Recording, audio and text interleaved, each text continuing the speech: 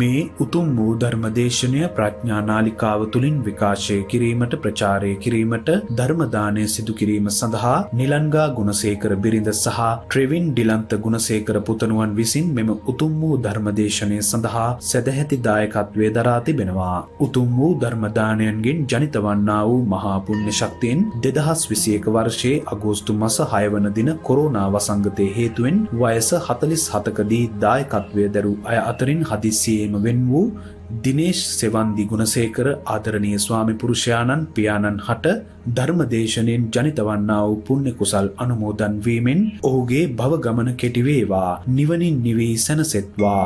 මෙම උතුම් ධර්මදානය සියලු සත්වයන්ට නිවනටම හේතු උපනිශ්‍රය වේවා කියා බලාපොරොත්තු වෙනවා. එසේම වේවා කියා ආශිර්වාද කරනවා.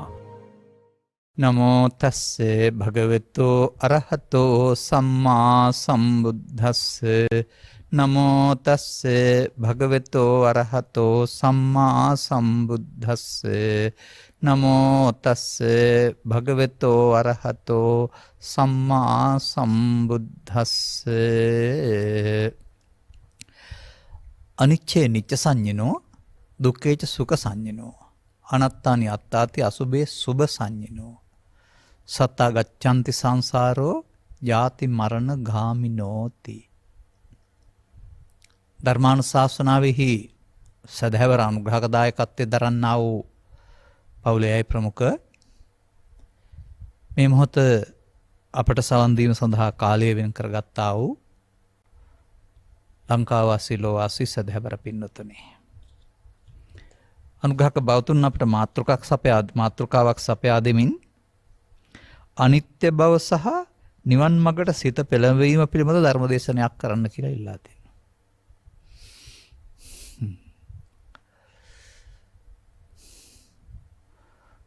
වෙන මොකක්වත්ම කරන්න දෙයක් නැහැ. අනිත්‍ය පිළිගන්න වෙනවා. බුදුරජාණන් වහන්සේ වදාළ පරිදි සියලු සංස්කාරයන්ගේ අනිත්‍ය නැත්නම් අනිත්‍යවත සංඛාරා මොත් නැත්නම් පංච උපාදානස්කන්ධයේ අනිත්‍ය පිළිගන්න වෙනවා. මේ සඳහා දුර ගමනක් එන්න ඕන.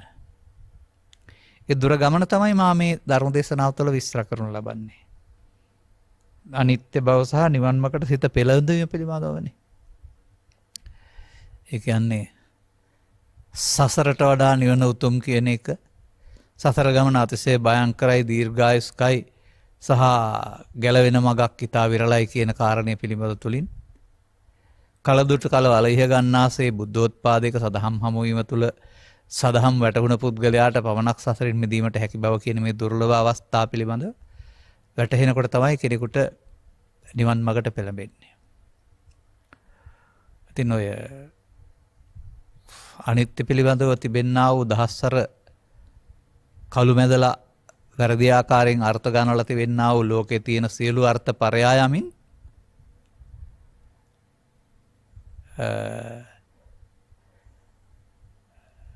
දුකින් මිදීම සඳහා අනිත්‍ය බලන හැටි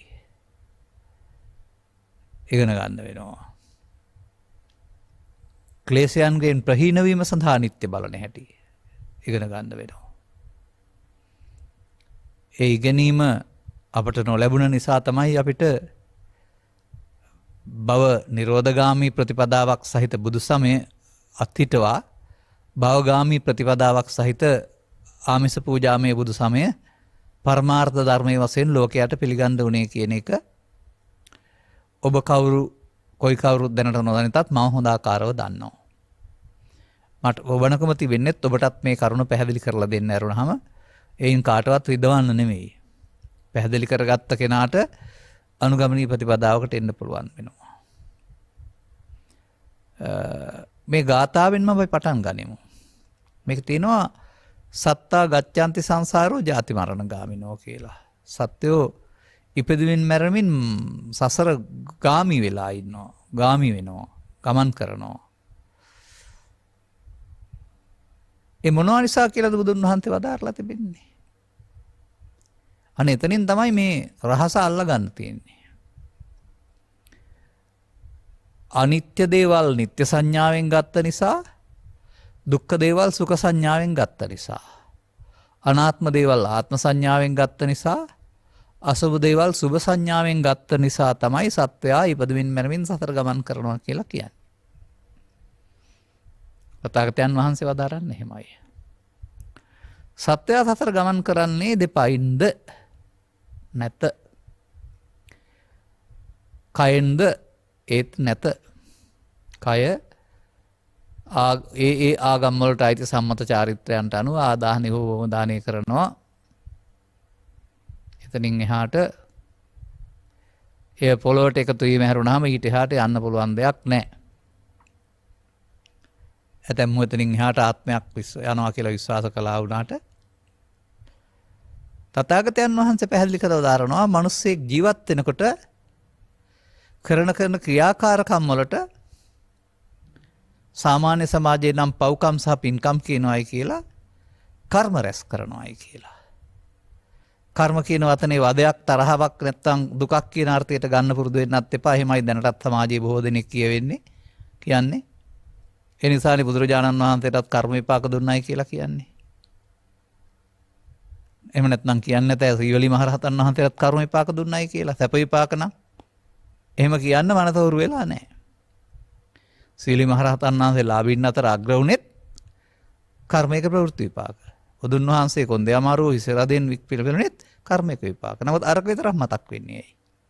ඒ කර්ම කියන්නේ පව් වලට කියලා හිත ඇතුලේ තියෙන නිසා වෙන මොකක්වත් නෙවෙයි ආයේ. එතකොට මේ මිනිසෙක් විසින් කරන ක්‍රියාකලාපයේදී ඔහුට නොදැනෙන්නට මොන ආගමේ හිටියත් අනාගත විපාකයක් සඳහා හේතු ඉතුරු වෙනම් වූ කර්ම රැස්වීමක් සිදු නොව තථාගතයන් වහන්සේ ස්වකීය සර්වඥතා ඥාණයෙන් දැකවදාරනවා. දැකවදාරලා ඒක බෙදලා තිබෙනවා මිනිසුන් කරන ක්‍රියාකාරකම් අනුව පාප කර්ම, පුණ්‍ය කර්ම, පාප පුණ්‍ය කර්ම කියලා තුනකට. පාලියෙන් තියන්නේ කන්නම් කන්න විපාකම්, සුක්ඛං සුක්ඛ විපාකම්, කන්න සුක්ඛං කන්න සුක්ඛ විපාකම් කියලා. එතකොට කර්මයේ හේතුවයි විපාකයේ ඵලයයි. කර්මයේ බීජයයි විපාකයේ පැල ඇටියයි. අනෙම මිනිසා කරන ක්‍රියාකාරකම් තුළ අනාගත සැප දුක් විපාක දීමට සඳහා අවශ්‍ය කරන්නා වූ කර්ම බීජ රැස්වීමක්. බීජ කියන වචනින්ම කියවෙන්නේ ද්‍රව්‍ය කියන එක නෙමෙයි, අනාගත ඵල හටවන්න අවශ්‍ය කියන එක. ඉදු වෙනවා. එනවා අපිට තේරුම් ගන්න පුළුවන්කමක් තියෙනවා සත්‍යයේ දුගතිගාමීත්වයේ පව් නැමැති කර්ම බීජයෙන් කියලා. සත්‍යයේ සුගතිගාමී කර්මය මේ පින් නැමැති කර්ම බීජයෙන් කියලා. එහෙම අත්තක් වශයෙන් තමයි රූපය අරූපී බමතල ගාමීත්වය ධානා නැමැති කර්ම බීජයෙන් කියලා. කන්න සුක්ඛ කියලා කතා කරනවා කපවපින් කලමේ කරපුවමත් යථාගවය අසුනකේ ආශ්‍රය වශයෙන් පව්පින් දෙකට කලමේ කරපුවම පවෙන් ඉපදිලා පින් විපාක දෙනවායි කියලා. ඔය සුව පහසු විහාරස්ථානවල දේවාලවල නැත්තම් නිවාස් වල ඉන්න යථාගවය අසුනකේ ආශ්‍රය වෙන සත්තු කැලේ ඉන්න සත්තු වගේ නෙවෙයි. බොහොම භාග්‍යවන්තයි, කෑම්බීම් මැදුම් පැළඳුම් සියල්ල අඩුවක් නැහැ. ඒ පෙන්වන්නේ බුදුන් වහන්සේ. ඒක තමයි ජානුස්සෝනි සූත්‍රය. දැන් ඒකට මම මේ ටික කිව්වේ ඇයි?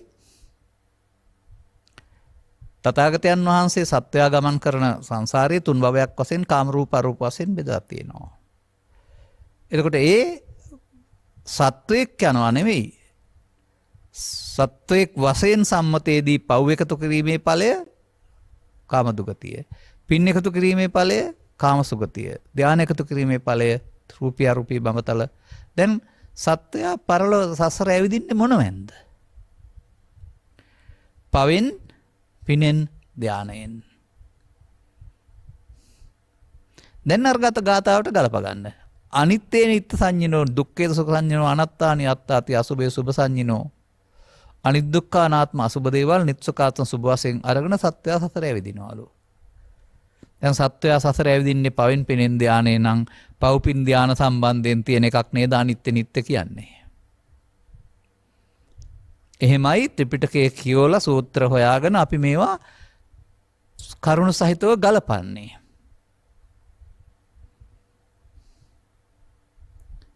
දැන් ඉතින් අපිට කතා කරන්න තියෙනවා තව ටිකක්. දැන් ඔබ ඉගෙන ගන්නෙ මොනවද? අනිත්‍ය. තාමත් මේ සමාජයේ බහුතරයක් ධම්මස පෑදුනේ නැති ධර්ම ශ්‍රවණය කරන්න අවධානය යොමු කරපු නැති අය මොන අනිත්‍යයක්ද කතා කරන්නේ? ඇහැට වෙන දේවල් වල කැඩ මෙදෙන බව අනිත්‍ය කියලා. මෙතන තමයි බෞද්ධයින්ට වලිගි පෑගුණ තැන. ඒකට කියන්නේ අනියත බව. අනියත. නියත නෑ. ඒක මේ ලෝකේ මිනිස්සුන්ට බෞද්ධ වෙන්න ඕනේ ඕන කෙනෙකුට තේරෙනවා. ඒ ද්‍රව්‍ය සංඛ්‍යාත ලෝකයේ කැඩෙන මෙදෙන දෙරන සුළු බව බුදුවරුන් පහළ වෙන්න පෙරත් පසුවත් අන්‍ය ආගමිකින්ටත් පේන දෙයක්. එහෙනම් ඒක වෙන්න බෑනේ. මොකද සබ්බේ සංඛාරානේ අනිච්චාති බලන්න තියලා තියෙන්නේ. දැන් ඒව සංඛාර නෙවෙයි. ඒවට කියන්නේ සංඛාර වලට කසල කියලාත් කතා කරනවා. සාමාන්‍යයෙන් බැහැර කරන දේවල් වලට. නමුත් මේ සංඛාර වලට පතාගතයන් වහන්සේ අභිපදයක් දාලා තියෙනවා. අන්නේ අபிසංකාර සම්බන්ධයෙන් තමයි මේ රැස් කිරීම නිත්‍ය අනිත්‍ය තේරුම් ගන්න ඕනේ. අවිපදේම තේරුම අර අනාගත ඵලයක් විපාක දෙන්න හේතු ඉතුරු වෙනවායි කියන එක. එතකොට සංඛාර වල කසල පදේ ඉවත් කරමින් අර්ථ ඉවත් කරමින් අපි මහා ප්‍රාණකායන්ෙන් සංඛාර වලට පරිමංසන සූත්‍රයේ තථාගතයන් වහන්සේ වදාළ අර්ථය එකතු කරමින් අවිද්‍යාව තුළ මිනිසා විසින් අபிසංකාර වර්ග තුනක් රැස් කරන බව පැහැදිලි කරලා දෙනවා. තුනටම අවිද්‍යාව.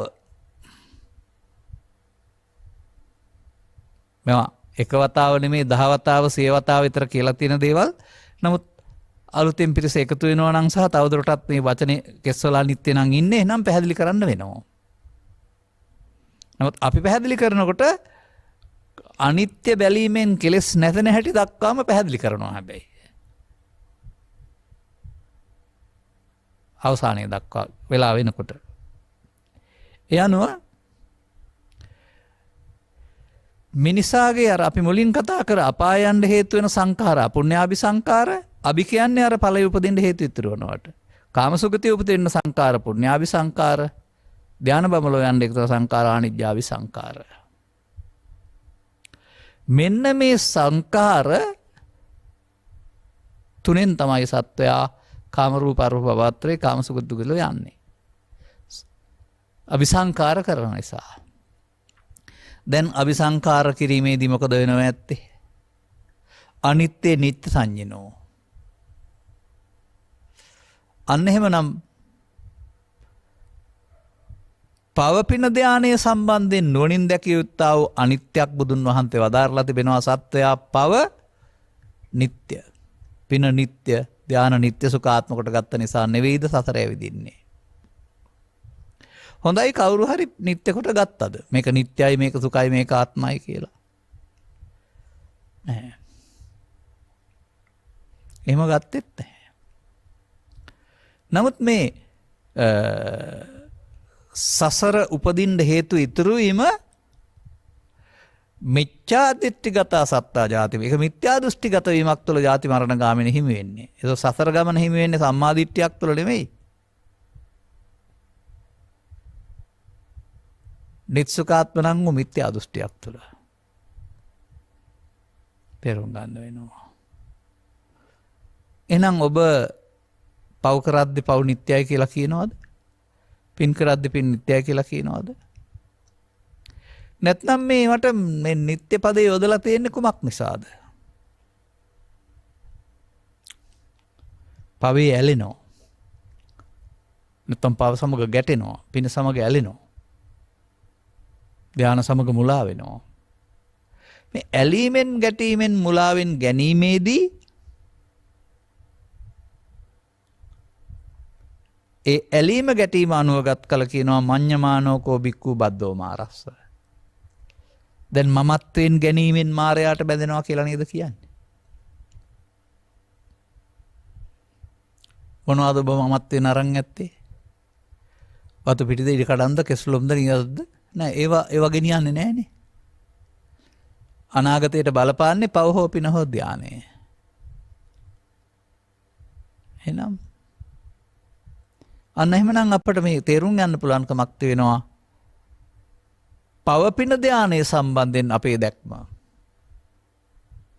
සබ්බේ සංඛාරා අනිච්චාති.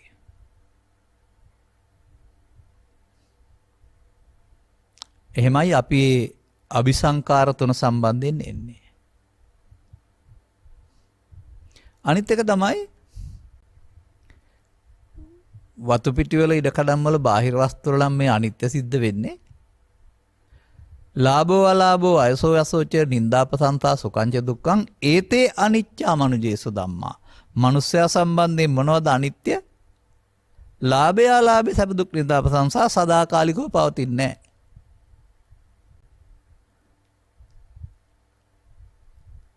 නමුත් ඔවුන් ලාභයේ ඇලෙනවා අලාභයේ ගැටෙනවා. ඉතින් අටලෝ දහම සම්බන්ධයෙන්ොත් අනිත්‍ය පදයක් තියෙනවා. අටලෝ දහම කියන්නේ කෙස්ලොම් නිද්දත්තේ. ඒ සිදුවීම් නිසා අපේ හිතේ ඇතිවන හැඟීමක්.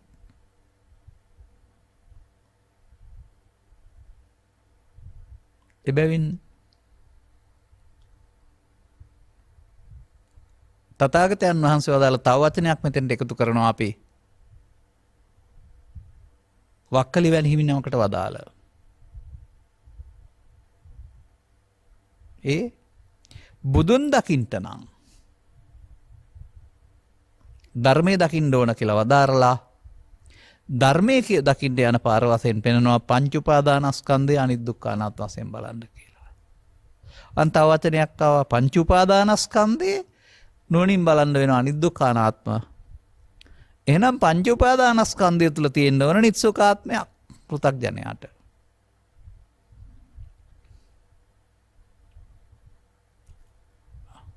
අන්න එහෙමයි අපිට මේ ත්‍රිපිටක ග්‍රන්ථ සියල්ල එකතු කර ගැනීමෙන් මේ අර්ථ ගන්න වෙලා තිබෙන්නේ.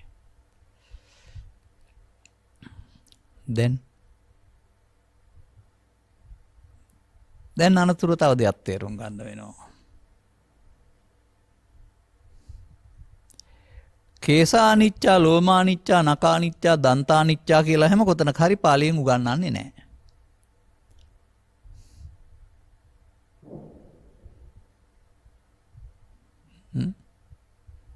අත්ති ඉමස්මින් කායේ කේසා ලෝමා කියලා කතා කරන මරුණාම අනිච්චක පෙන්වන්නේ. නමුත් කතමාචානන්ද අනිත්‍ය සංඥා පදයට ගත්තහම රූපං අනිච්චා වේදනා අනිච්චා සංඥා අනිච්චා සංඛාරා අනිච්චා විඥානං අනිච්චා ඉතිමේසු පංච උපාදානස්කන්ධේසු අනිච්චානුපස්සී විහෙරති. පංච උපාදානස්කන්ධය අනිත්‍ය නැවත බලමින් වාසය කරන්න කියලායි පෙන්වන්නේ. සීල සූත්‍රයෙන් ගත්තාම මේ පංච උපාදානස්කන්ධය අනිච්චතෝ දුක්ඛතෝ අනාත්තතෝ යෝනිසෝ මනසිකරොන්තෝ සෝතාපට්ටි බලං සච්ච කරයියාති.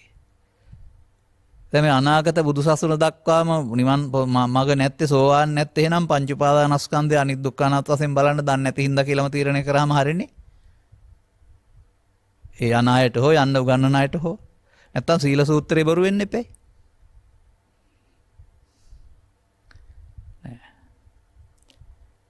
සීල සූත්‍රේ බොරු වෙන්නේ නැහැ පාලියෙන් තියෙන කාරණාව. සිංහලට පරිවර්තනය කිරීමේ යොදාගත් අර්ථ සහ බලන විදිහ වැරද්ද නිසා අපට අනුගමනීය ප්‍රතිපදාවට එන්න බැරි වුණා. බුදුන් වහන්සේ වදාළ අනිත්‍ය වැරදි නැහැ, අපි බලන අනිත්‍ය වැරදි.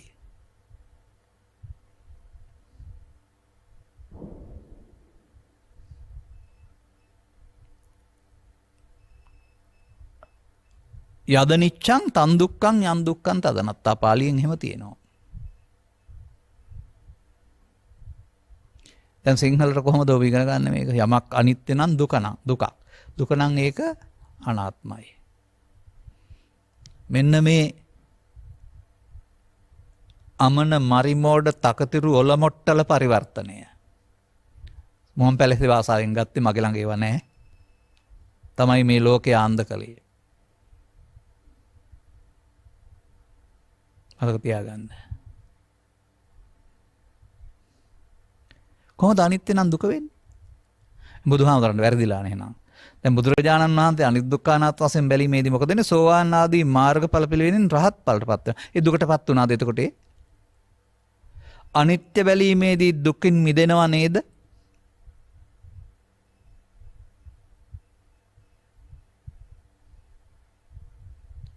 එහෙනම් දුකටපත් වෙන්නේ අනිත්‍ය නිසාද? නෑ, නিত্য කොට ගැනීම නිසා. අනිත්‍ය නම් දුකයි නෙමෙයි, මම දකින්නේ නিত্য කොට ගැනීම නිසා දුකයි. ඒ නිසා මේ බඳු මාතෘකාවක් ඉදිරිපත් කිරීම පිළිබඳව මම සතුටු වෙනවා. මොකද හතර අතට මට මේක කතා කර හැකියි. දැන් සත්‍යය සතර ඇවිදින්නේ මොනවෙන් කියලාද කිව්වේ? පවෙන් පිනෙන් ධානයෙන්. ඒ පව නිත්‍ය සුඛාත්ම නිසා, පින නිස්සුකාත්ම නිසා, ධානයේ නිස්සුකාත්ම නිසා, නිස්සුකාත්ම කොට ගත්තද කවුරු හරි? නෑ, ඇලීමෙන් මුලාවෙන් ගැටීමෙන් මුලාවේදී පව මගේ, මම මගේ, මගේ ආත්ම කොට ගන්නවා. පින මගේ, මම මගේ, මගේ ආත්ම කොට ගන්නවා. ලෞකික ධාන මගේ, මම. අන්න මම වෙන්නේ මයන්න කයන්න යන නෙවෙයි, ඒ මොහොතට එන ඒ අபிසංකාරය. දැන් එතකොට මම මගේ, මගේ ආත්ම කියන එක නේද නිත්සුකාත්ම කියන්නේ?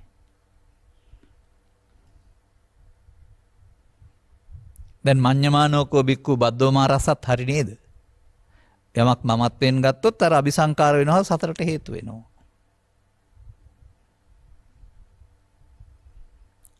දැන් ඔබ එහෙනම් ලෝකේ සමාජයේ කතා කළා වූ බාහිර ඇද්දකට පේන වස්තු වලින් අනිත්‍ය බුදුහාමුදුරුවෝ අදාළ අනිත්‍ය නෙමෙයි කියලා තේරුම් ගන්න වෙනවා. එය අටලෝ දහම තුල හෝ පංච උපාදානස්කන්ධයට එන්නේ මොනවද? පංච උපාදානස්කන්ධයට එන දේවල් වල නුවණින් බලන්න වෙනවා. නුවණින් බැලීමේදී සතරට බැඳෙනවා, නුවණින් බැලීමේදී සතරින් මිදෙන්න වෙන්න ඕන නේද? ඒ වගේම ඇහැට පෙනෙන එකක් නෙවෙයි, ඒක පඤ්ඤාය පස්සති කියලා තිබෙනවා නේද? නුවණින් බලන්න ඕනේ කියලා.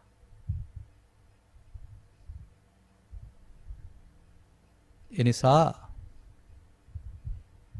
බුදුරු හෙලි කර වදාලා වූ සංඛාරයන්ගේ අනිත්‍ය අපට බලන්න බැරි වුණා. අපි පංචස්කන්ධය තුළ නුවණින් බැලිය යුතු අනිත්‍ය වෙනුවට බාහිර වස්තුන්ගේ පවතින අනියත බව බුදුන් වහන්සේලා වදාලා අනිත්‍ය කියලා මමත් ළමා කාලේ ඉඳලා පැවිදිල්ලත් මං හිතන්නේ අවුරුද්දක් දෙකක් යනකල් ඒ අනිත්‍ය වලට තමයි බණ කිව්වේ.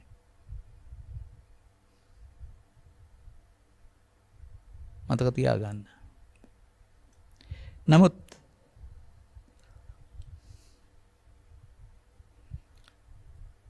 ධර්මයේ දකීද බුදුන් දකී කියන පදේ ධර්ම බුදුන් දකින්න යන පාර කියලා පෙන්වන්නේ පංච උපාදානස්කන්ධය අනිත්‍ය නොනින් බලන එක. දැන් අනිත්‍ය බලන්න අනිවාර්යයෙන්ම පංච උපාදානස්කන්ධය ඉගෙන ගන්න වෙනවා. නමුත් ඔබ පංච උපාදානස්කන්ධය දොයි කෙස්වල බැලුවේ, ලොම් වල බැලුවේ, මල් වල බැලුවේ. මල් කියන්නේ පංච උපාදානස්කන්ධයද? තවල කෙස්වල නම් තව කමක් නැහැ. රූප කියන්නේ ශරීරය කියලාවත් ගත්තාම. නමුත් අන්නේ නිසා මේ අනිත්‍ය බැලීමේදී වෙන්න ඕන කෙලෙස් නැතෙන එක. සිත පිරිසුදු වෙන එක. එහෙනම් සිත පිරිසුදු වෙනකොට දුකද වෙන්නේ? සිත පිරිසුදු වෙනකොට සැප ළඟා වෙනවා මිසක් කරුණාම. අන්න එහෙමයි කල්පනා කරන්න වෙනවා. එසේනම් ධර්මයෙන් ඈතට ගියා වූ පංච උපාදානස්කන්ධය තුළ නුවණින් බැලීමෙන් ඈතට ගියා වූ යම් යම් අය විසින් සදහම් යටවීම තුළ බමුණන්ගේ අර්ථය මතු කරමින් සමාජයට දුන්නා වූ ඇති වෙන නැති වෙන එකට අනිත්‍ය කියන මෝඩ සංකල්පයේ හිටපු අය දැන් නැහැ. තවත් ඇති බනහප නැති අය. ඒගොල්ලොන්ට තමයි මේ කියන්නේ. තවත් සැකහැරලා දැනගන්නට. එතකොට යම් කිසි දෙයක් ඔබ අරමුණක් වශයෙන් ගැනීමේදී උපාදානය වෙන්නේ මොනවා නිසාද?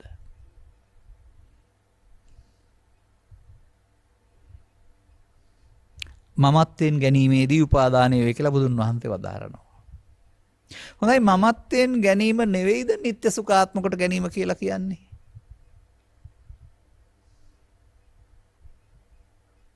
අන්නේ නිසයි මම මුලින්ම වචනයක් කිව්වේ සත්වයා පිළි අරගෙන තිබෙන්නේ සංඛාර නිත්‍ය සුඛාත්ම වශයෙන්. හරිනේ. අනිත්‍ය නිත්‍ය සංඥාන දුක්ඛේ සුඛ සංඥාන අනාත්ම. අනිත් දුක්ඛ අනාත්ම අසදේවල් නිත්‍ය සුඛාත්ම සංඥාවෙන් අරගෙන තමයි සත්‍යය බුදවරු පහළ නොවන තාක්කල් සතර ඇවිදින්නේ. සංඥාවෙන්.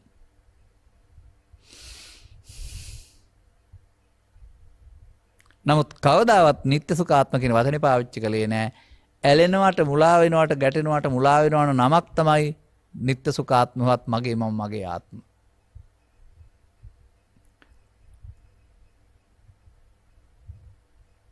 දැන් සත්තා ගච්ඡanti සංසාරෝ සත්‍ය සතර ඇවිදිනවා ඉපදෙමින් මැරෙමින්. මිච්ඡාදිට්ඨිගතා සත්තා ජාති මරණ ගාමිනෝ. අර පවපින් විපාක විශ්වාස කරන නැති මිත්‍යා දෘෂ්ටිය නෙමෙයි මේ පෙන්වන්නේ. මේ අනිදුක්ඛානාත්ම අසුබ දේවල් නිස්සුකාත්ම වශයෙන් ගැනීමත් මිත්‍යා දෘෂ්ටියක්.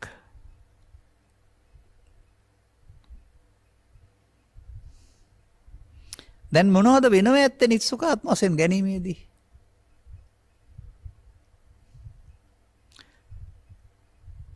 සසර උපදින්න හේතු රැස් වෙනවද? ලෝභ දේශ මොහ අඩු වෙනවද මෝරනවද? මට නම් පෙනෙන්නේ නිත්‍ය සුඛ ආත්ම කොට ගැනීමේදී ලෝභ මූලය, දේශ මූලය, මෝහ මූලය වැඩිමින් නිත්‍ය නිසා දුකයි.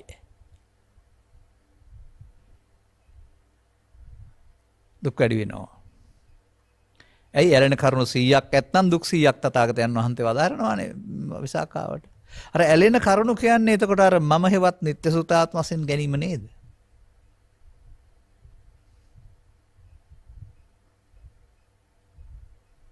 මේක ඔබට සතරින් ලැබුණ දෙයක්. ඒක බුදුන් වහන්සේ පස්සහරවන අනිත් පැත්තට මේ යන්නේ.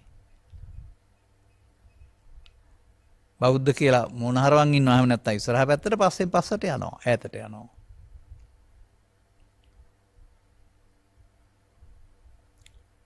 මෙන්න මේ විදිහට මේ අපි දන්නේ නැති වුණාට සංඛාරයන්ගේ එල්බ ගැනීමෙන් සංඛාරයන්ගේ ඇලීමෙන් මුලාවෙන් ගැටීමෙන් මුලාවෙන් සංඛාරය මමය මම සංඛාරය සංඛාරය තුළ මායත මාතුල සංඛාරය ඇත. ඒකට කියන්නේ අසුත පුතග්ජන භාවය නැත්නම් මිත්‍යා දෘෂ්ටි කියලා නේද?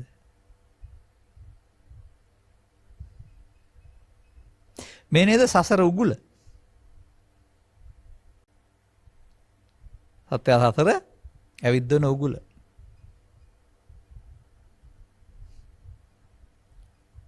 එවිට අපට කෙසේවත් යමක් අනිත්‍ය නම් ඒක දුකක් කියන පදයට සිංහල පරිවර්තනය පිළිගන්න නම් බෑ.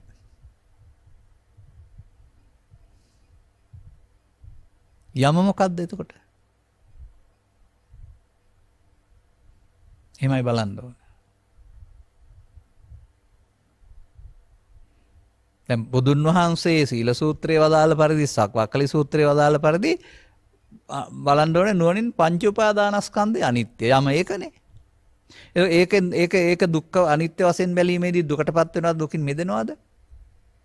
ඒක අනිත්‍ය නම් දුකක්ද වෙන්නේ? අනිත්‍ය නම් සැපක් නේ. එහෙනම් නිට්ටය නම් දුකක්.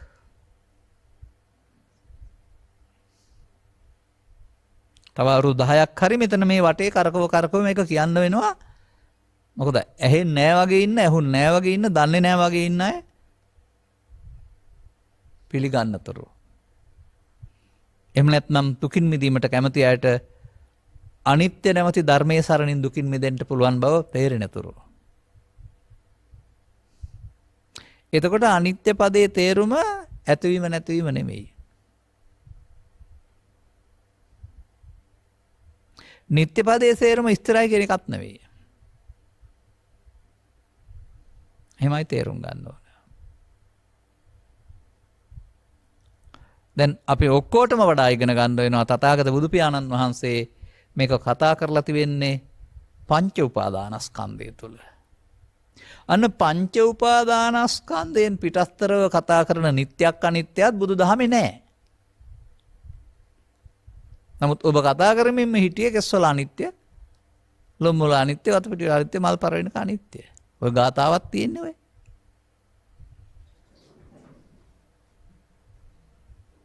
පූජේ බුද්ධං කුසුමේන නේන පුඤ්ඤේන මේ තේන ලබාවි මොක්කං පුප්පම් මිලා යති යතයි ධම්මේ කායොත තයති විනාශ භාවං. හරි. ඒ අනිත්‍ය වෙනෙහි කිරීම කියලානේ උගන්වන්නේ අපට. පුප්පං මල් මිලා යාති පරවෙන්නේ යම්සේද කයද විනාශ භාවයට පැමිණෙන්නේ ඒ අනිත්‍යයි. දැන් විනාශ භාවයට පාරණ එක අනිත්‍ය නේද? දැන් ඕක හරි කය කියන්නේ පංච උපාදානස්කන්ධය නම්. එහෙමයි අපි හොයන්නේ. නමුත් පංච උපාදානස්කන්ධ කියන්නේ කය නෙවෙයිනේ. පංච උපාදානස්කන්ධේ වේදනා සංඥා සංකාර විඥාන හට ගන්නවා කියලා නේ ඇස කන නාසය කියන දොරවල් හයෙන්. හට ගන්න අරමුණ තුල. අරමුණ තුල පංච උපාදානස්කන්ධය තියෙනවා කියන එක තමයි දෙවියන්ට සක්කාය තියෙනවා කියන පදෙන් මේ දේවතා සංයුත්තේත් බ්‍රහ්මයින්ටත් සක්කායව පංච උපාදානස්කන්ධය තියෙනවා කියන පදෙන් ගිලාන සූත්‍රෙත් තිබෙන්නේ.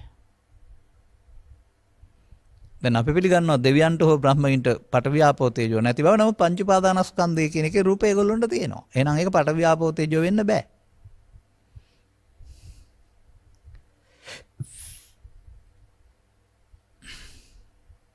එහෙමයි අපි තේරුම් ගන්න ඕන. දැන් කොහොමද කෙනෙක් සිත අපිරිසිදු වෙන්නේ?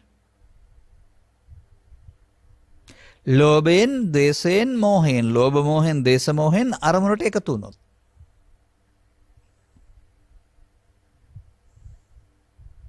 ඒ ලෝභයෙන්, මෝහෙන්, ද්වේෂයෙන්, මෝහෙන් අරමුණට එකතු වීම ලෝභය මගේ, ලෝභය මම මගේ ආත්ම කොට ගැනීම නේද? එයි තථාගතයන් වහන්සේ වදාළේ අසුතවන්ත සූත්‍රවල සිතට එන දේ මම කොට ගත්ත මුලාවෙන් මිදෙන්න පෘථග්ජනයින්ට බෑ කියලා. අන සිතට එන දේනේ මම කොට ගන්නෙ. සිතට එන්නේ බාහිර වස්තුන් කියන උදවෙන් අරමුණක්. රූපේ, ශබ්දේ, ගන්ධේ, රසේ, පොට්ටබ්බේ අරමුණක් හිතට එන්නේ. අරමුණ සම්බන්ධයෙන් ඔබට බාහිරයේ සම්බන්ධයෙන් ඇති වුණොත් එහෙම ඇල්මක් ගැටීමක් ඔබ අරමුණ කෙරෙහි ඇලෙනවා ගැටෙනවා.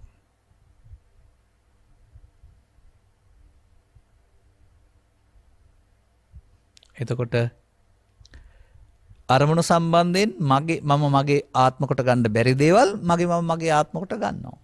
වචනෙන් කියන්නේ නැහැ. මඤ්ඤමානෝ ගැනීමෙන්. දැන් මම දකින්නේ ස්කන්ධ පංචකයේ මමත්වෙන් ගැනීමෙන් පංච උපාදානස්කන්ධය වෙනවයි කියලා. ස්කන්ධ පංචකයේ ස්වභාවිකවම අනිදුක්ඛානාත්මයි. නමුත් පංච උපාදානස්කන්ධය වශයෙන්පත් වුනහම නිත්සුඛාත්මයි.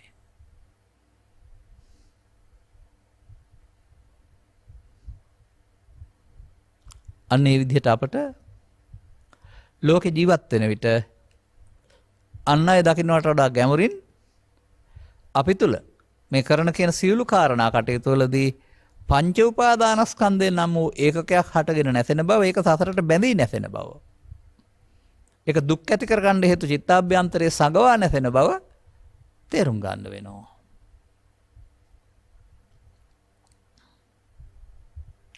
මේ සැඟවීම නැත්නම් ඒකට කියන අනුසය කියලා ඒවකෙන් ආපහුපත් මතු වෙනවා. නිකන් මතු වෙන්නේ නැහැ. බාහිර වශයෙන් සංගව ගත්තාම අදාළ කරුණු ඇහෙන් කනෙන් නාසයෙන් ඉදිරිපත් වෙනකොට තබා තිබෙන්නා වූ යම් මට්ටමක ලෝභයක්, මෝහයක්, ද්වේෂයක්, මෝහයක් ඇද්ද ඒක හිතට එනවා. ඒකට කියනවා යංකෝ භික්ඛවේ අනුසේති තේන සංකං ගච්ඡති. ඔබ තැබුව එකෙන් තමයි මේ ලෝභය, ද්වේෂය, මෝහය නැත්නම් සංකත ධර්ම පහළ වෙන්නේ. මෙසේ බාහිර ලෝකෙට කාරණා ගැටෙන විට ඔබට අදාළ හටගන්නා ලෝභ දේශ මොහ බාහිර වස්තු වල තියෙන දෙයක් නොව ඔබ විසින් හදාගත්ත මුලාවක පැටලීමක් බව ඔබට තේරෙන්න ඕන. බැලුවම ලෝකෙ විඳිනවා නෙමෙයි. ලෝකෙට අදාළ දේවල් ලෝභ මොහ වශයෙන් අපි අරගෙන විඳවනවා.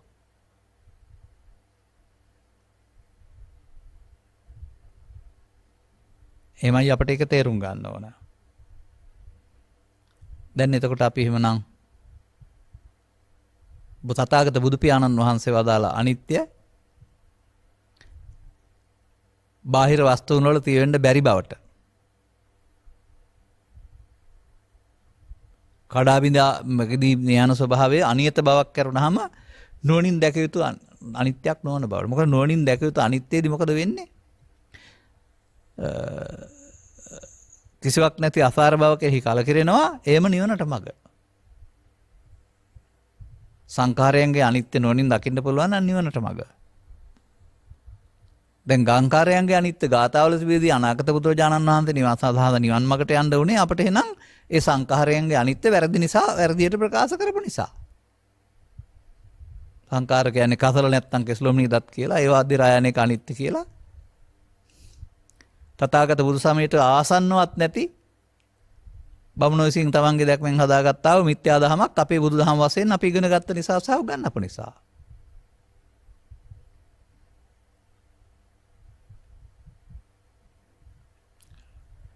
දැන් අපි මෙහෙමත් බලන්න ඕන. අපි තියෙනවා මංගල උත්සවයක්. මේ මංගල උත්සවය හිනෙන් පේනවා.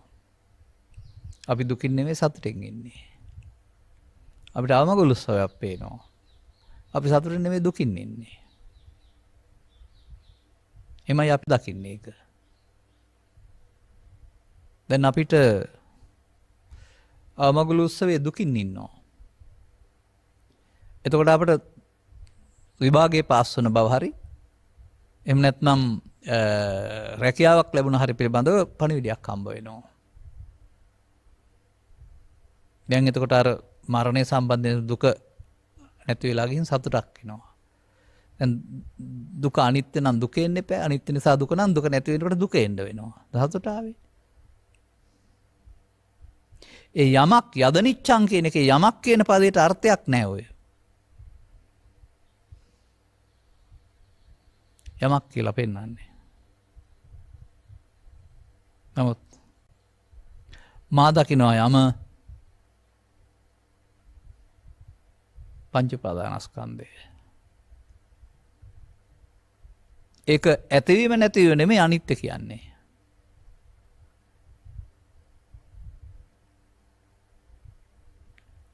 නිත්‍ය සුඛාත්ම කියන්නේ ඇලීමට නමක් නම් අනිත්‍ය කියන්නේ නොඇලීමට නමක් කියලා මම හිතන්නේ.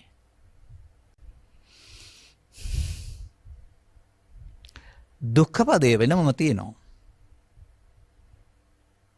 ඒ සංස්කාරයේහි මගේ මම කොට ගන්න කිසිවක් නැති බව දුක්ඛ. දුක නෙමෙයි දුක්ඛ කිසිවක් නැති බව. නිට්ටය නම් ගන්න දෙයක් තියෙනවා අනිත්‍ය නම් ගන්න දෙයක් නැහැ නේද?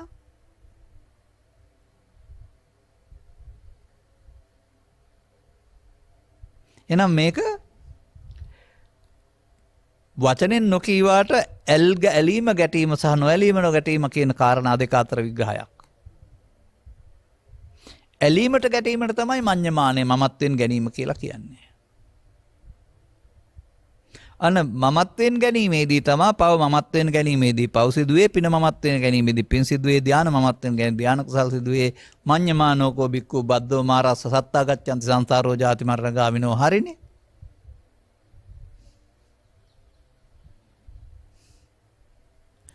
එනම් අනාගත බුදුවරයෙක් දකින්න යන්න අනාගත දිව්‍යන් වෙත යන්න අනාගත තව කොහේ හරි යන්න හිතන් ඉන්න අය අනිත්‍ය පිළි අරගෙනද තියෙන්නේ. ඔවුන් මේ සසරින් පරලෝ යනවා නම් මොකක් නිසාද?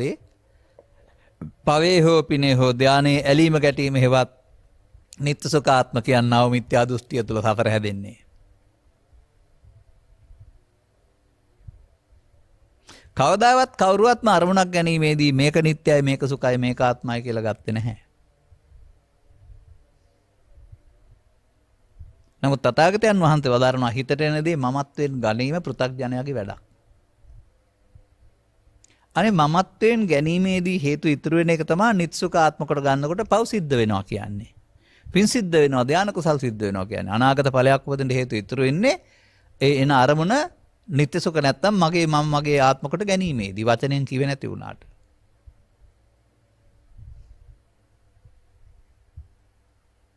ඒකයි මම කිව්වේ ලෝකයා තාමත් ඇහෙන් පේන අනිත්‍යයක් ගැන කතා කර මේ අනාගත දිව්‍යයන් අතර හෝ බ්‍රහ්මයින් අතර හෝ මිනිසුන් අතර හෝ උපදින්න යන හැමෝගෙම දර්ශනය නිත්‍ය සුඛාත්ම. නිත්‍ය සුඛාත්ම වශයෙන් පිළිගන්න තාක් කල් ඔබට පව් සිද්ධ වෙන්න පුළුවන්, පින් සිද්ධ වෙන්න පුළුවන්, ධාන කුසල් සිද්ධ වෙන්න පුළුවන්. කෙලෙස් නැසෙන්න නම් ඉඩ දෙන්න නැහැ. බුදුහාමුදුරුවෝ. මන්දයත් මඤ්ඤමානෝකෝ බික්ඛු බද්දෝ මාරස්ස මමත්වෙන් ගැනීමෙන් මාරයාට බැඳේ. ඒ කියන්නේ හේතු ඉතුරු වෙනවා කියන එක. හේතු ඉතුරු වෙන්න නම් මඤ්ඤමානය හරියන්නේ නැහැ, අමඤ්ඤමානය ඕන වෙනවා.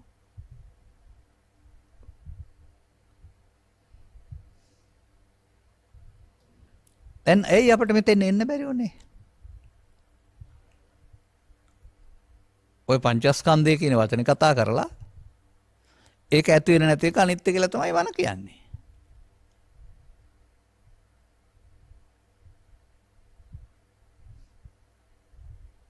තව ඕනනම් ඒකේ රූප කියන ශරීරය කියලාත් කියයි, නැත්නම් පටි ව්‍යාපෝතියෝ කියලාත් කියයි.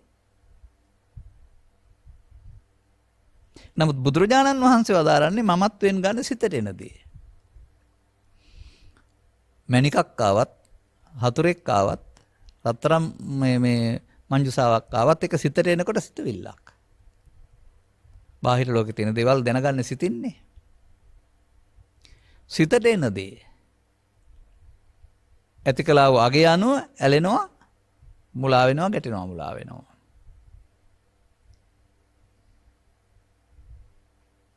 දැන් මෙසේ ඔබ විසින් සිතට එන දේ ඇලීමෙන් ගැටීමෙන් ඔබ මොකද කරන්නේ? සිත අභ්‍යන්තරයට එකතු කරනවා ලෝභ මූලයක්, ද්වේෂ මූලයක්, මෝහ මූලයක්.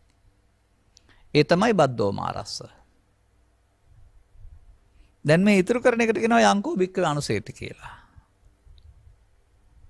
ආය ඇහැට කනට නාසයට ගැටෙනකොට පස්දරට ඒකෙන් උපදිනවට කියනවා තේන සංකං ගච්ඡති.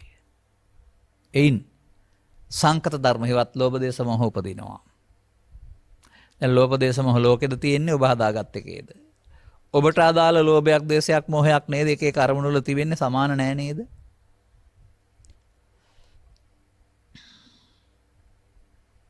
දැන් අරමුණේ ඇලීමෙන් ගැටීමෙන් අවසන් වීමේදී ඒක පංච උපාදානස්කන්ධයක් බවට පත් වී අවසන් වෙනවා.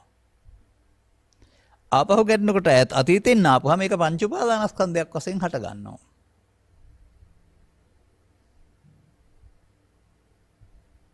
හටගත්තාම ඒකේ තිබෙනා වූ ලෝභයට, ඒකේ තිබෙනා වූ ද්වේෂයට, ඒකේ තිබෙනා වූ මෝහයට අනුකූලව ඔබ ඒ සමග එකතු වෙනවා.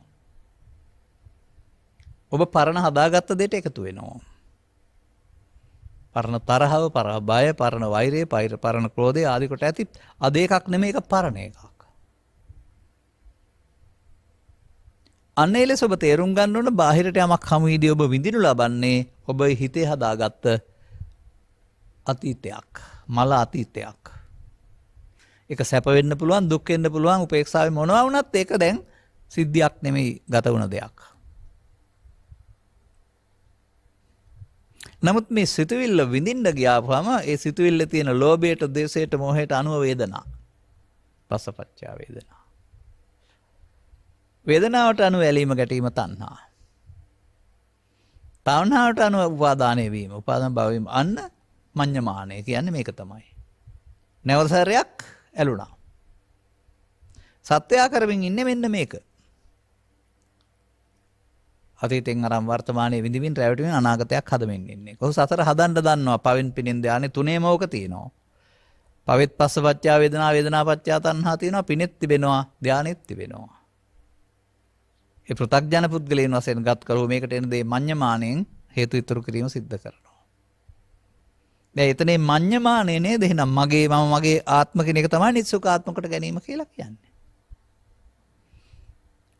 පිළි අරන් නැහැ තාම අනිත්‍යනේ.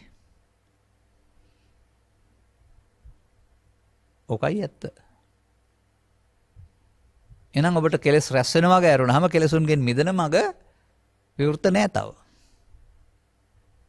නමුත් බුදුන් වහන්සේ වදාරනවා පංච උපාදානස්කන්ධය අනිදුක්ඛාන වශයෙන් බැලුවම සෝවාන්, සකෘදාගාමි, අනාගාමි, අරිහත්ම වෙනවා කියලා. අපේ රටේ වෙන්නේ නැහැ. ඒ බුදුරජාණන් වහන්සේ වැරදි නිසාද? අපි බලන විදිය වැරදි නිසාද?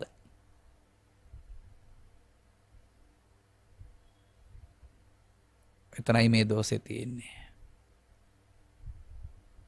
එන අපට හොඳ ආකාරවම පුද්ගලයා බෙදලා වර්තමාන මොහොතට හට ගන්නා වූ අරමුණ මුල් කොටගෙන ඇහි කනේ නාසයේ ප්‍රසාදයන්ට ගැටිද්දී හෝ නොගැටිද්දී Taman හදාගත්ත අතීතයේ තෙන්ඩ ඇවිදින් අපි අතීතයක් රස විඳින බව, අතීතයක ඇලෙන ගැටෙන බව, ඒකට යලිත් එකතු වෙනවා ලෝභ ද්වේෂ වෙනවා. ඒක තමයි පංච උපාදානස්කන්ධ පරිහරණය. ගැටෙනකොට අතීතයේ තෙන්ඩ එනවා, ඒක පංච උපාදානස්කන්ධයක්. ඒක වේදනා තණ්හා උපාදාන කරලා ආයෙත් අනාගතයට උපදින්න හේතු තියෙනවා. මේකට කියනවා භව චක්‍රය කියලා. භවගාමී ප්‍රතිපදාව කියලා. නිදහසක් ඇත්තෙම නැහැ. වට්ටගාමිනී කර්මය කියලාත් කියනවා. ඒ කියන්නේ ඔබ දන්නේ සතර හදන්න තවනේ. ඔබ පවිනුත් සතර හදන්න දන්නවා. පිනුත් සතර හදන්න දන්නවා. ලෞකික පැත්තට ගිහින් භාවනා කළා ධානය උපදවාගත්තොත් ඔබ ධානයනොත් සතර හදන්න දන්නවා. ඔබ බද්දෝ මාරස්ස පාරේ යරුණාම මුත්තෝ පාපිමතෝ පාරට ඇවිදින්නේ නැහැ.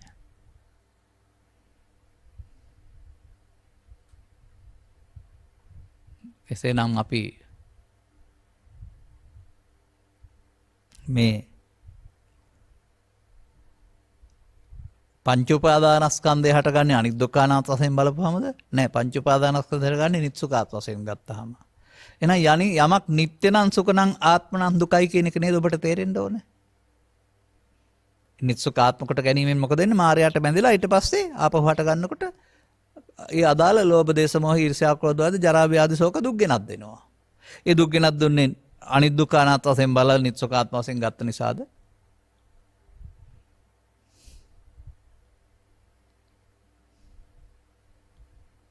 එහෙනම් ඒ සංඛාරයේහි අල්ලා ගන්න මම කොට අල්ලා ගන්න දෙයක් නැහැ. එහෙනම් මගේ කොට ගන්න දෙයක් නැහැ. එහෙනම් මගේ ආත්ම කොට ගන්න දෙයක් නැහැ.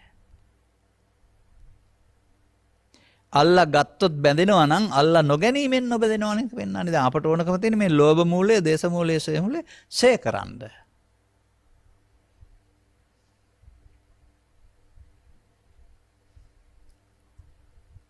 හොඳයි, ඔබේ හිතට එන එකට එකතු වීම කාම විතර්කයට, ව්‍යාපාද විතර්කයට, විහිංසාව විතර්කයට එකතු වීම සසර කර පුරුද්දෙන් කළා වූ මගේ ආත්ම කොට ගැනීම වශයෙන් ඔබ පිළිගන්න සූදානම්ද? ඒකට ඔබ බොහෝ කල් භාවිතා කළ බැවින් 아무තු සතියක් අවශ්‍ය නැහැ. ඕනෑම මුලාවකදී එකතු වෙන්න පුළුවන් බව තේරෙනවද? එනම් මේ මඤ්ඤමානය කියන්නේ නිත්‍ය සුඛ ආත්මය කියන්නේ අරමුණ හොඳයි සැපයි සාන්තයි ඇලීමෙන් ගැටීමෙන් එකතු වෙනවට. එකතු වුණාම සතර හදන්න පුළුවන්. ඇසෙන් කනෙන් නාසෙන් දිවෙන් කයෙන් ගැටෙනකොට අතීතයේ උදව් කරන හටගන්න එකට තමයි පෙන්වන්නේ uppannam කාමිතක්කං, uppannam ව්‍යාපාදිතක්කං, uppannam විහිංසාවිතක්කං. ඒ තමයි ඉමේ පංච උපාදානස්කන්ධය. ඒ මොහොතේ උපදින එක. දැන් එකතු වීම නිත්සුකාත්ම නම් එකතු නොවීම අනිත්‍ය නෙවෙයිද? අමඤ්ඤමානෝ නොවේද? මමත්වෙන් ගත්තේ නෑ නේද?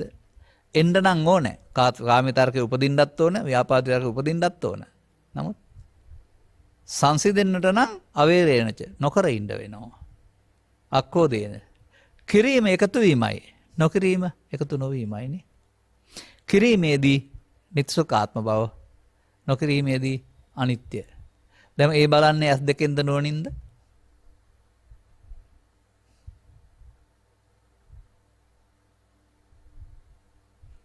දැන් ඔබට පිළිගන්න වෙනවා නේද? කෙලෙස් නැසෙන්න නම් පංච උපාදානස්කන්ධයට එන දේ අනාගත ඵලයක් උපදින හේතු තබා අවසන් නොකර එකතු නොවීමෙන් අවසන් කරන්න ඕනේ කියලා.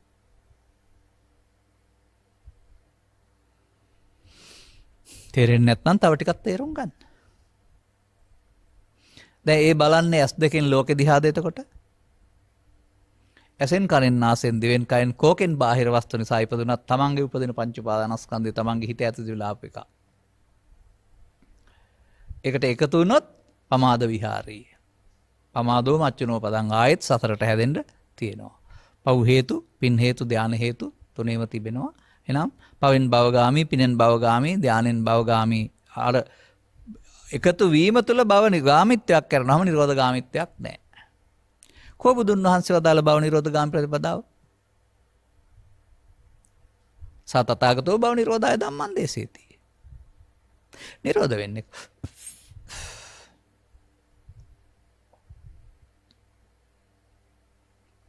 දැන් ඔබට තේරෙනවද මේ එකතු නොවීම එතරම් අමාරු දෙයක් නෙවෙයි කියලා? බරපතල තියෙන එකතු වුණ පුරුද්දෙන් එන්න නිසා එකතු නොවී ඉන්න බෑ. තථාගතයන් වහන්සේ නිසා එතෙන්ට වෙනත් ආයුධයක් නැත්නම් බටේක් කියවනවා.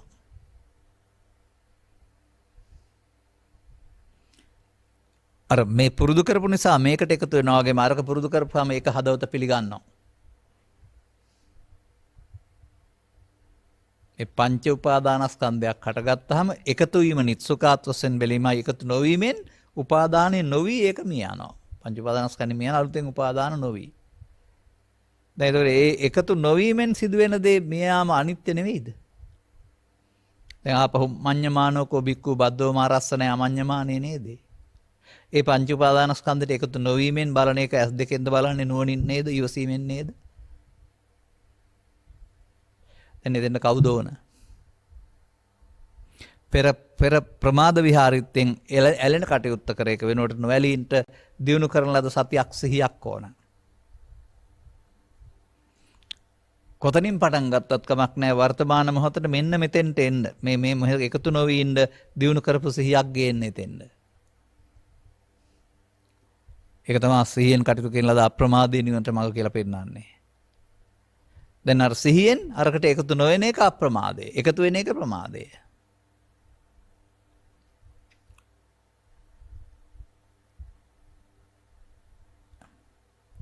එවිට හැම මොහොතම සිත සංසිඳුවීම සඳහා ලැබෙන භාග්‍යවත් අවස්ථාවක් නේද?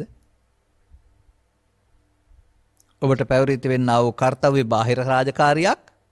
ඒ රාජකාරියේදී කාම විතර්කේ ව්‍යාපාදේ විතර විහිංසාව විතර්කේ ඔබනේ ඔබේ පෞද්ගලික කාර්යයක්. ඒකට ඉදදී අවුල් කරන එක වෙනුවට රාජකාරිය කරමින් අරකට එකතු නොවීමෙන් එයාට ආහාර නොදීමෙන් දරුවෙකුට වෙන දේ, පොරණ දැමීමෙන් කිසිල් ගහකට වෙන දේ සිද්ධ වෙනවා. ඔබ එකතු වීමම ලෝභයට, ද්වේෂයට, මෝහයට, ඊර්ෂ්‍යාවට, ක්‍රෝධයට, වෛරයට ආහාර. එනම් වැඩෙනවා. ඉතින් ඒ පාර නෙවෙයිද යන්නේ.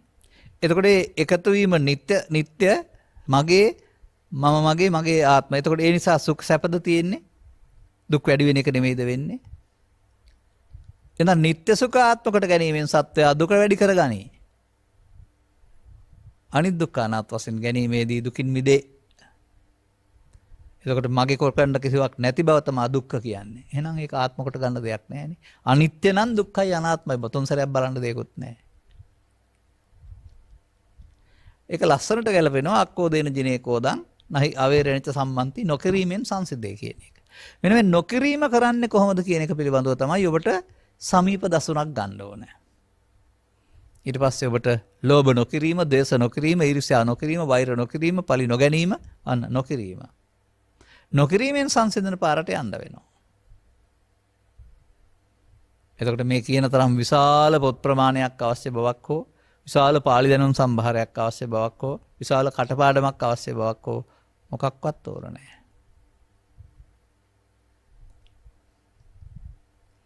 මේ ලෝභයෙන්, ද්වේෂයෙන්, මෝහයෙන් දැවෙන්නේ ඔබ ඒවා මමත්වෙන් අරගෙන තැබුණු නිසා උපදින ලෝභය, ද්වේෂය, මෝහය. ඒකට එකතු නොවුනොත් කෙට්ටු වෙන්න පටන් ගන්නවා අය. කෙසඟ වෙලා දිය වෙලාම යනවා.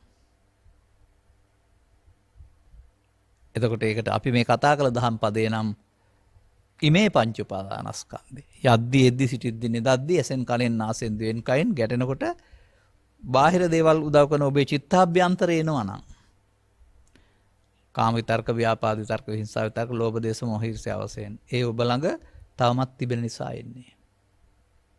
ඒකේ පීඩණය තියෙනවා. නමුත් එකතු වුණොත් තවත් සතරක් හදන්න පුළුවන්. හින්දා එකතු නොවෙන්න ඔබට දියුණු කළ ප්‍රඥාවක් ඕන වෙනවා. දැන් ඉතින් උපන් කාම විතර්කයේ, ව්‍යාපාද විතර්කයේ, විහිංසා විතර්කයේ ඇරුණාම සතර ඉරියව්වේ ඇරුණාම මේ උපන් එකේනේ බලන්න තියෙන්නේ. උපදවා ගන්න එපා කියලා තියනවද? අන්නර සමාධියක් හදාගත්ත අය උපදවා ගන්න නැතුව සමාධියක ඉන්න එක භාවනාව කියලා කියනවා. දැන් ගලපන්න උප්පන්නං කාම විතක්කම්, ව්‍යාපාද විතක්කම්, විහිංසා විතක්කම්, නාදි වාසේති පජහරිය පහන සංඥාවට උපන් එකේනේ බලන්න තියෙන්නේ. උපන් එක වෙනයි, එකතු වීම තව එකක්. උපන් එක වෙනයි, එකතු නොවීම තව එකක්. මෙතන තමයි මේ සංදිස්ථානයේ තියෙන්නේ. ටර්නින් පොයින්ට් කියලා කතා කරන්නේ ඕගොල්ලෝ. බොහෝ කල් සසරේ එකතු වීම උපන්න එකට එකතු වෙන්න පුරුදු කරගත්ත පුරුද්දට තමයි අපි ළඟ තියෙන්නේ පමාද විහාරිත්තේ. සසරම හදනවා හැම එකෙම. සසරක්ම හදනවා.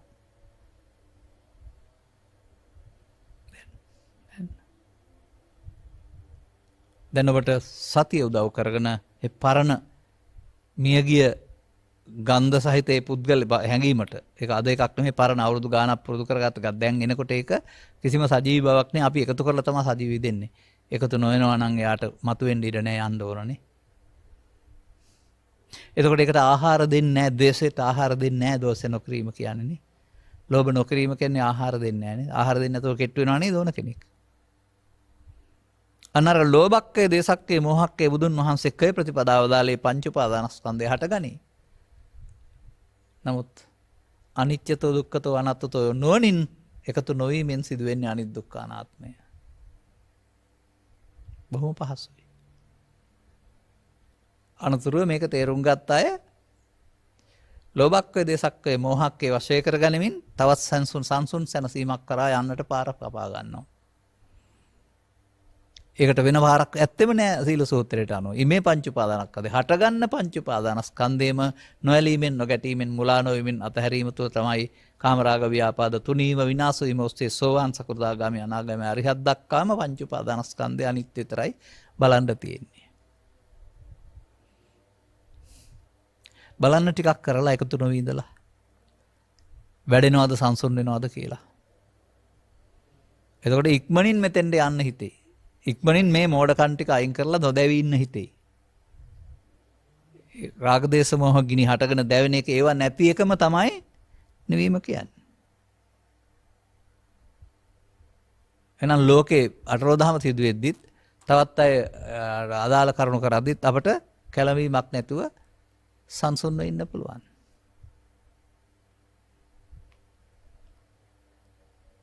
රති වයන්නේ රංගා රංගන්නේ තණ්හාගී ගයතේ මේකී ලඳුන් බඳු ලඳුන් නටා නැත්ත කිසි දිනක දියතේ නුරා ලතාවට වරාංගනන්ගේ හිමි නැත වසඟුණේ කියලා තියෙනවා. ඔව්.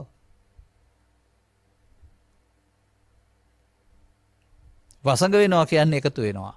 ලෝභ මොහ, දේශ මොහ, ඊර්ෂ්‍යා මොහ වශයෙන් ගන්නාම එකතු වෙනවා. වසඟ වුණා. මමත් වෙන ගත්ත බාරගත්තා. ඒක සිදුවෙන දුක දකිනවා නම් අපි එකතු නොවීමෙන් එයා කෙට්ටු වෙන්න ආරින්න ඕන වෙලාව. දැන් අපි පටිසෝතගාමී ෂය ප්‍රතිපදාවේ ඉන්න අය. ඔවුන්ට ආර්යයන් කියලා කියනවා. ඒක අවසහතිකයක් ඕන නැහැ. අනිත් අය පංචස්කන්ධේ පාවිච්චි කරන්නේ නැහැ. කර්ම රැස් කරනවා. ඔවුන් පංච උපාදානස්කන්ධේ ජීවත් වුණාට ජීවත් වෙන්නේ ඔවුන් එකතු නොවෙමින් අර බුදුන් වහන්සේ වදාළ සීල සූත්‍රයේ බලන අනිත් දුක්ඛ අනාත්මය නැවත නැවත එකතු නොවෙමින් අතහරිමින් ඉන්නවා. මාර්ග අතහරින මොහොතක් පාසාම ඵල. ලෝභක්කය, දේශක්කය, මෝහක්කය මොනවද හම්බ වෙන්නේ කියලා බලන්න.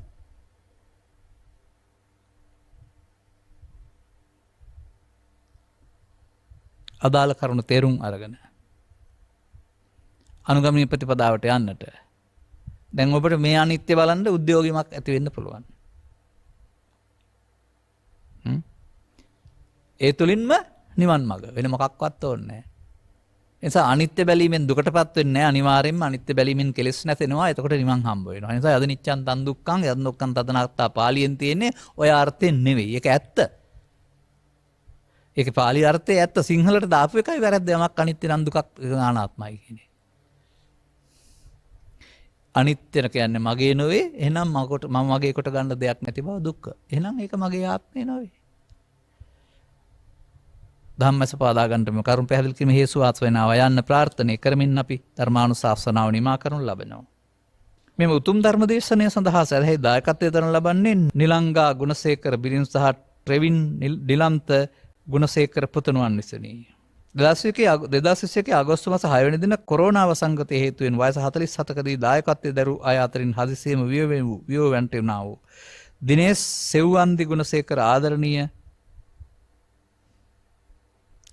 ස්වාමි පුරුෂයාණන්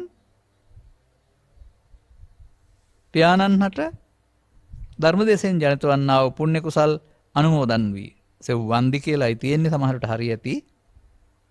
වීමෙන් ඔහුගේ භව ගමන කෙටි වේවා. නිවන් මෙහෙ හෙළි කර ගැනීමට අවශ්‍ය ප්‍රඥාස ලබා ගැනීමට මිනිසත් භවක උපදීවා. මෙම උතුම් ධර්ම දානය සියලු සත්වයින්ට නිවන් මඟ පාදාදීමට හේතු වේවා. අපේ පැතුමත්යයි අනුග්‍රහක බවතුන් වශයෙන් කටයුතු කළා වූ පවුලේ ඔබටත් මේ ලෝකේ කතා කරන අනිත්‍ය වෙනුවට පංච උපාදානස්කය අනිත්‍ය හැම මොහොතේම නුවණින් බලන්ට ලැබීම තුළින් කර්මක්ෂය කිරීමේ කර්මය සිදු වෙනවා. උදුන් වෙත යන මඟ පෑදේවා යන්න මගේ ප්‍රාර්ථනයයි. සබ්බිහිතයෝ වජ්ජන්තු සබ්බ රෝගෝ විනස්සතු මාතේ බවත් අන්තරායෝ සුඛී දීඝායුකෝ බව හැම දිනාටම තෙරුවන් සරණයි. ද්වේෂක්ඛයෝ නිබ්බානං